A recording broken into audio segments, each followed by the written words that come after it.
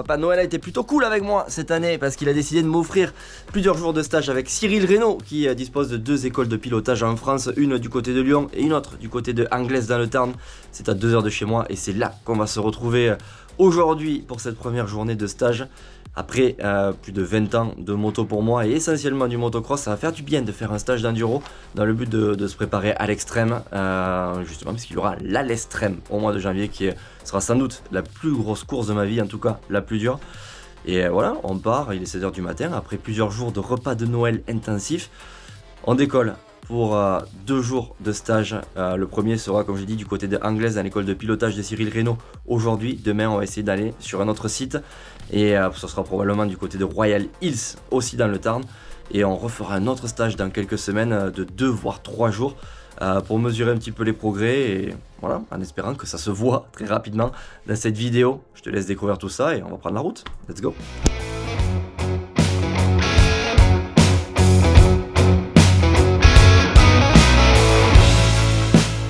Brief de ce stage, on va commencer par la première journée. Je me suis retrouvé chez toi, ton petit lieu de paradis où tu m'as accueilli pour ce premier jour de stage où le but c'était de travailler les bases. Comment tu as fonctionné? Tout simplement, tu nous as fait faire un échauffement. On est partis tous les deux rouler sur ton domaine. Échauffement moto, assez ludique.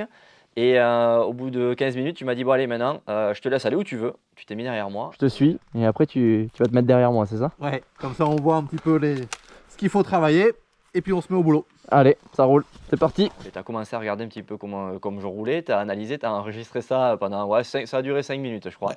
On a fait un petit tour sur la partie endurocross et quand on s'est arrêté, tu m'as fait un petit débrief de tous les points d'amélioration. Mobilité sous tous ses angles, gauche, droite, avant, arrière, accompagner beaucoup plus, se servir plus de ses jambes. On oublie cette position figée du bâton là. On travaille sur tétrage aussi, je vais m'ouvrir un petit peu plus, avec mon regard j'accompagne. Ces coups de gaz qui sont trop forts d'un coup, ouais. Un filet plus constant, plus linéaire de partout. Trop de temps aussi à te mettre debout, ça a bossé. Ok. Est-ce que tu te rappelles comment j'étais au tout début, avant de te rencontrer? Ouais, je me disais un bon crossman rigide sur la moto qui bouge pas. Donc il y avait vraiment un gros manque de mobilité pour accompagner la moto. Ça c'était le premier point. Après on a vu tout ce qui était technique de franchissement que toujours en tant que crossman tu connaissais pas. Un peu les clés, les rouages pour pouvoir passer de manière plus pérenne de partout quoi. Franchissement en montée, en descente, tout ce qui est passage d'obstacles aussi. Et il y avait un troisième point qui était sur tes filets de gaz, où là on avait une mauvaise lecture de piste sur prendre l'adhérence et mettre les filets de gaz au bon moment quoi. En motocross normalement il n'y a pas d'herbe comme ça monsieur. Ouais. Ça c'était les 3 points les plus importants à travailler dès le début quoi. Ouais effectivement, rigidité aussi, pas mal de jeux de jambes que tu m'as fait travailler. On a travaillé un peu sur la partie endurocross, sur une partie qui était facile au final, techniquement je m'en sortais, j'arrivais à passer à peu près partout, mais pas avec la bonne technique et du coup c'est vrai que dans des endroits un petit peu plus difficiles, j'étais limité techniquement à cause de ça, donc tu m'as fait bosser vraiment là-dessus, beaucoup sur le jeu de jambes, le filet de gaz, le regard, voilà, toutes ces bases on va dire théoriques, tu nous as fait bosser sur un parcours assez facile on va dire. Ouais, et au début forcément c'était pas gênant pour toi parce que c'était sur des petits obstacles. Et après, si on veut franchir, et le but c'est d'aller sur le 3e tour à Alès, au moins avec un CP, là si on n'a pas les bases pour franchir ça, on reste bloqué en bas de l'obstacle et puis on se grille quoi.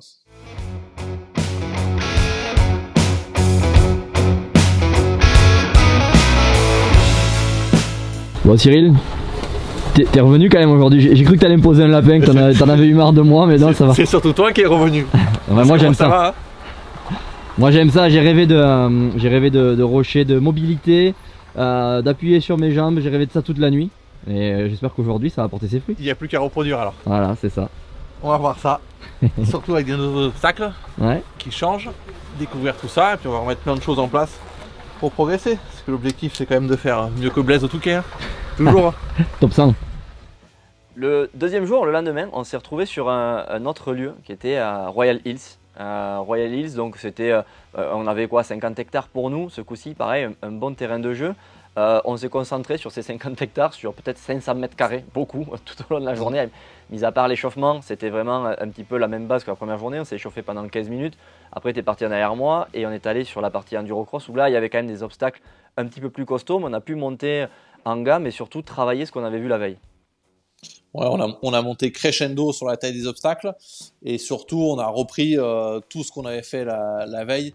Parce que dit comme ça au micro, ça peut paraître facile, mais techniquement, pour passer un obstacle, il y a 36 000 choses à faire.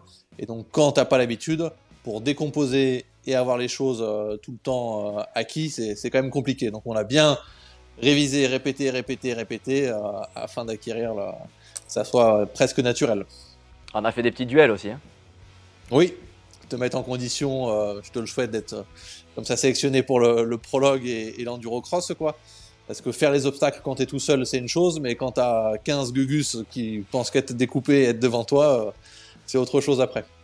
Ouais, clairement, ça c'est vraiment un truc dans lequel je suis pas à l'aise en tant que crossman parce que moi, ma marge de sécurité en fait en cross, on va dire c'est 50 cm. Je peux être à 50 cm de la roue d'un gars, je sais ce qu'il va faire, j'arrive à analyser. Ça bouge moins qu'en endurocross quand même. Parce qu'on va dire, quand tu es à côté d'un mec en endurocross, quand il tape un tronc, même si le gars est bon, même si c'est Mario Roman, on se retrouve des fois avec un gars avec la roue qui part complètement en travers. Et ça, c'est vrai que je suis vraiment stressé quand j'ai quelqu'un à côté. Donc c'était bien de le travailler. Là, ça m'a fait vraiment sortir de ma zone de confort. Et tu m'as dit, non mais Nico, là, il faut vraiment que tu sois un guerrier. Et quelle que soit la trace, il faut que tu y ailles. Va pas chercher la trace idéale, va là où les autres ne sont pas. Et même si tu pars mal, il faut essayer de doubler dans ces conditions-là. Donc j'ai trouvé ça vraiment intéressant comme exercice. Ouais, il faut mettre en application ce qu'on voit techniquement et puis après faire l'effet de course comme à l'entraînement, comme quand on est en compétition. Ça, c'est important. On a vu que tout de suite, ça t'a déstabilisé complet, quoi.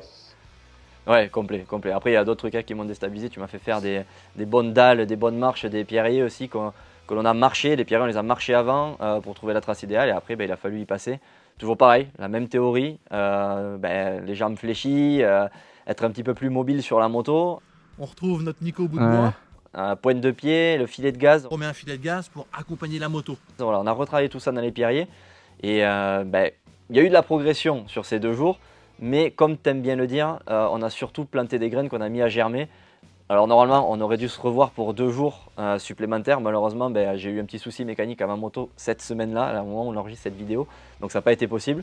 Les graines, elles ont germé. Ça aurait été bien de faire le point avec toi. Ça n'a pas été le cas, mais c'est vraiment quelque chose que tu aimes bien faire quand même. C'est voir quelqu'un dans un premier temps et après voir un petit peu comment il a travaillé de son côté et refaire un point avec lui. Plus on en fait de coaching, forcément mieux c'est, mais c'est vrai que j'aime beaucoup travailler comme ça, moi.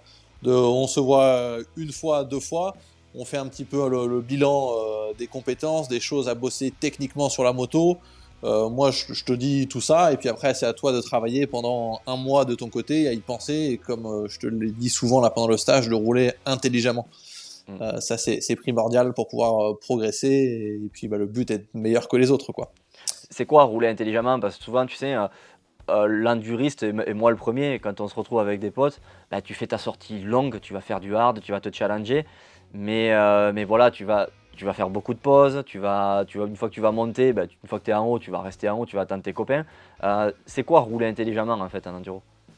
Là, sur la thématique de l'enduro extrême, c'est éventuellement en bas d'une grimpette de te prendre 2 secondes pour essayer d'analyser, de voir quelle est la meilleure trage, là où tu vas passer, où est-ce que tu vas mettre tes filets de gaz, d'avoir la lecture de piste qui va te permettre de monter en haut, en plus avec ton bagage technique. C'est allier la technique et la lecture de piste et le musicien qui joue sa partition, quoi. Ok, très bien. Merci Cyril en tout cas pour cet accompagnement.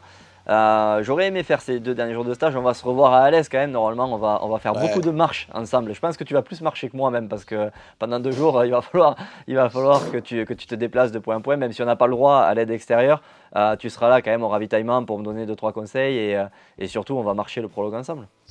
Ouais, surtout le prologue, la piste d'endurocross aussi. Et ça, on va le faire ensemble. C'est super important avec de l'imagerie mentale. Et puis de toi, de ton côté, une fois sur la moto, de mettre en place tout ce qu'on a vu. Et puis après, le dimanche, je serai là aussi. Mais tout ça, on l'aura travaillé en amont et tout est prêt 1 mois à l'avance sur la stratégie de course qu'on va établir, quoi. Allez, il n'y a plus qu'à. On se retrouve à Alès. Objectif top 100. Hein. Oui, attends, on va faire mieux que le Touquet quand même. Bon, merci Cyril en tout cas. Allez, je t'en prie. Ciao.